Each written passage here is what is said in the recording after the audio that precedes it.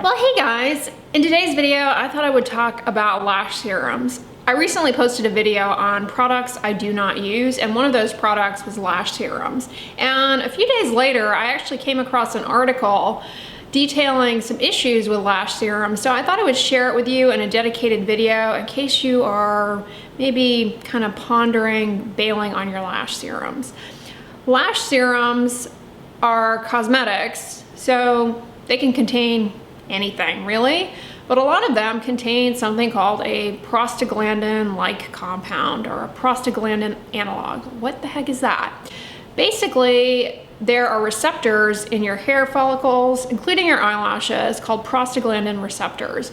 And when these compounds bind to those receptors, it causes the hair follicle to stay in the growing phase of the hair cycle longer, so the lashes grow longer. And it also increases the size of the hair bulb, making the lashes thicker. Now, the reason we know these things about how prostaglandin analogs work for eyelash growth is that there is a prescription eyelash treatment called bimatoprost or Latisse, which will grow lashes very long and thick. I have another video dedicated to Latisse. The other thing that prostaglandin analogs do is that they stimulate the cells in the skin and the hair to produce more pigment. Everybody is seeking longer, fuller lashes. So there's quite a demand for both the prescription Latisse and then the cosmetics over-the-counter stuff. But these things are not without harm. There are side effects that you need to be aware of that are becoming increasingly more of an issue. And the ophthalmologists are having to deal with the side effects of these lash serums in their offices. They're seeing a lot of patients with adverse side effects to these different lash serums. What can happen when you use a lash serum? Well, probably the most common thing is that you can have itchiness or irritation around the eyelid. You can also develop a lot of redness, not only around the eyelid and lid margin, but also the eye itself can become quite red. And it can really mess up your tearing mechanisms. Tearing is really important for kind of lubricating the eye and many other things. And the lash serums can cause so much irritation that it disrupts that mechanism. You can develop some pretty nasty rashes around your eyelids to these lash serums.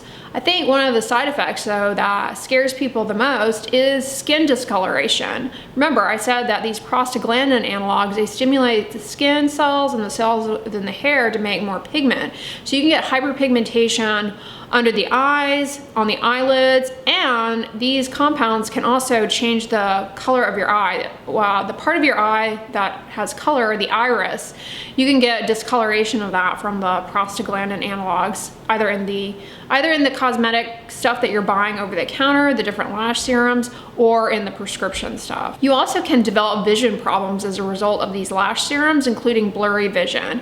And one of the more unsettling side effects of lash serums is that they can cause displacement of the fat around your eyes, and they can actually make your face look more aged.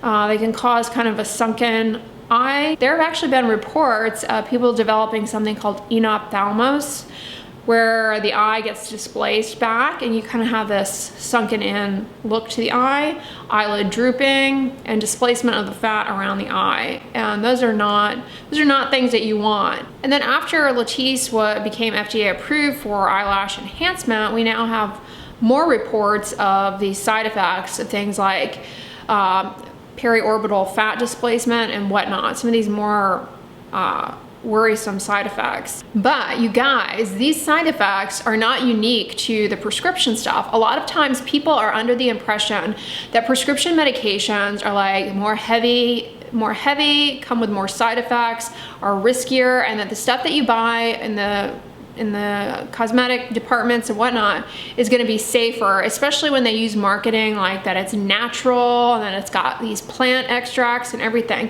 But you guys, these same exact side effects develop because they're using similar compounds to bimatoprost, these prostaglandin analogs.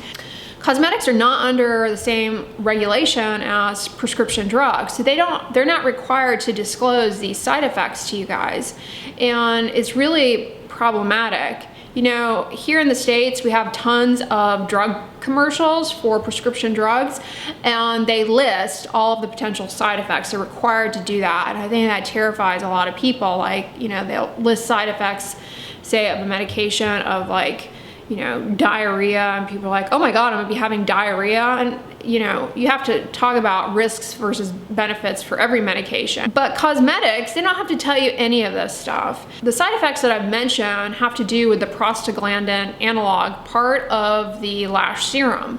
But we also know that these lash serums are putting other ingredients, things like botanic extracts and whatnot, that can be very irritating to the ocular surface. And this is something that consumers are not necessarily aware of when they purchase a lash serum and start using it.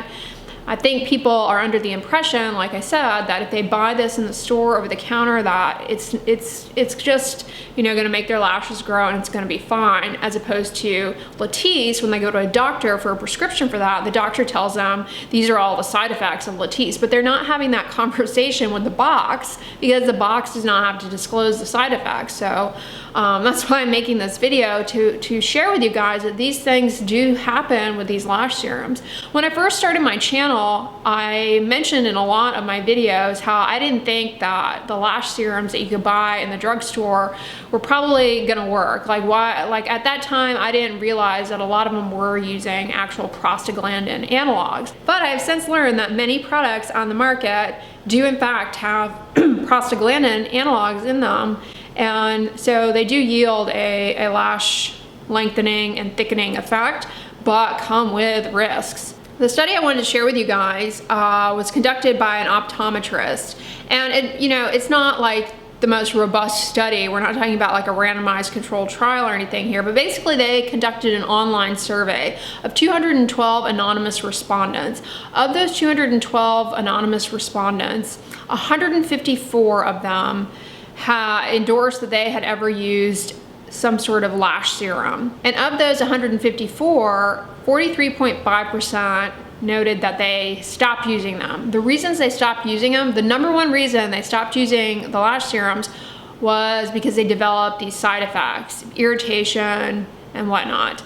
And then another chunk of them reported that it was too expensive, so they stopped because of cost. Yeah, these things are not cheap. And then 12% of them noted lack of efficacy.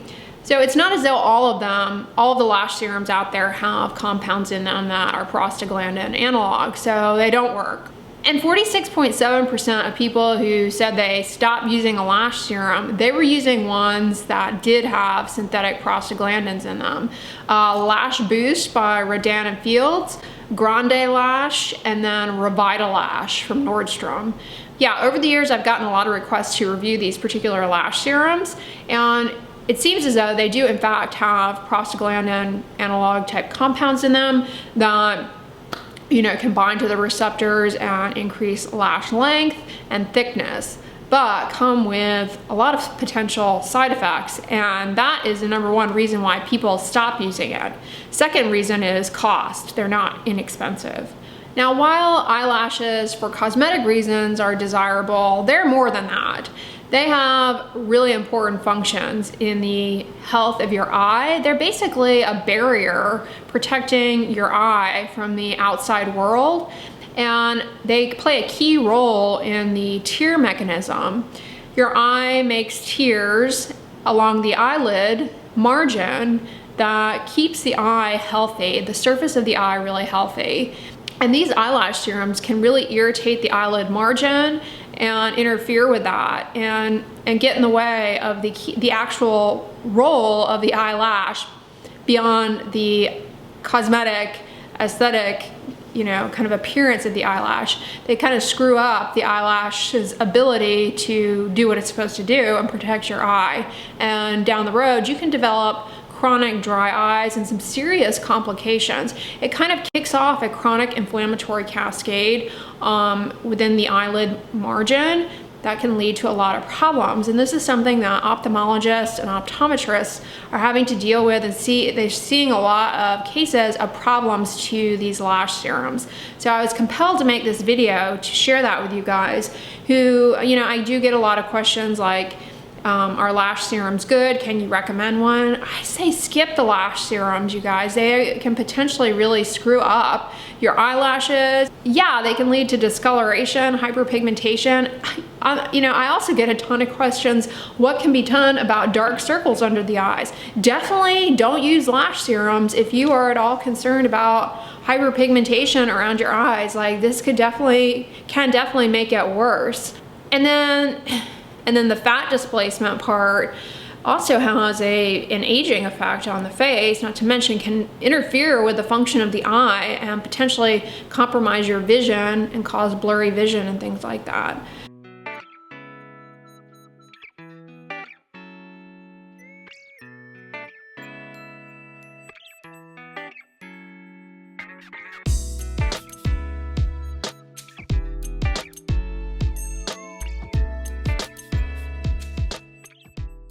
Yeah, that's what I can tell you guys about lash serums. Comment below and if you guys use them, if you've had any success with them, if you developed any problems to them, please share in the comments below. I would love to know. But if you like this video, give it a thumbs up, share it with your friends, and as always, don't forget, sunscreen and subscribe. I'll talk to you guys tomorrow. Bye.